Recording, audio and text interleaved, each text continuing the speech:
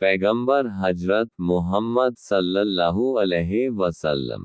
ला इलाहा इल्लल्लाह मोहम्मद रसूलुल्लाह। भावार्थ, अल्लाह सिर्फ एक है, दूसरा कोई नहीं। मोहम्मद साहब उसके सच्चे रसूल हैं।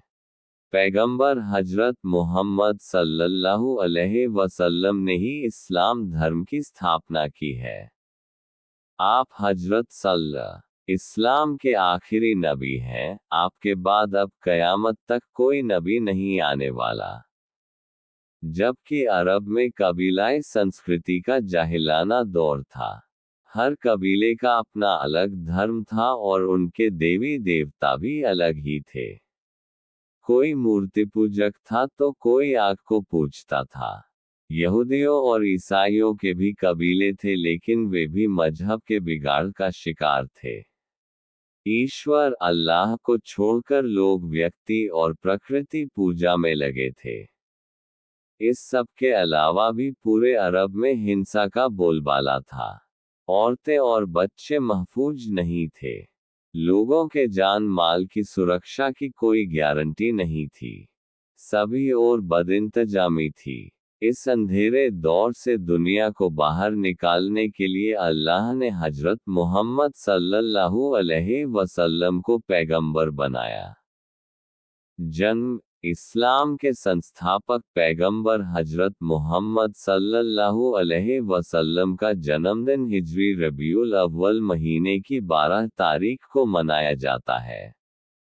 571 ईस्वी को शहर मक्का में पैगंबर साहब हजरत मोहम्मद का जन्म हुआ था। मक्का सऊदी अरब में स्थित है। आप के वालिद साहब पिता का नाम अब्दुल्ला बिन अब्दुल्ला मुत्लिब था और वालिदा माता का नाम आमना था। मोहम्मद के पिता का इंतकाल उनके जन्म के 2 माह बाद ही हो गया था। ऐसे में उनका लालन पालन उनके चाचा अबू तालिब ने किया। आपके चाचा अबू तालिब ने आपका ख्याल उनकी जान से भी ज्यादा रखा। इबादत और इल्हाम, आप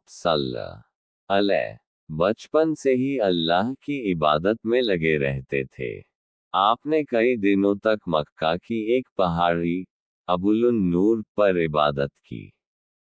40 वर्ष की अवस्था में आपको अल्लाह की ओर से संदेश इल्हाम प्राप्त हुआ। अल्लाह ने फरमाया, ये सब संसार सूर्य चांद सितारे मैंने पैदा किए हैं।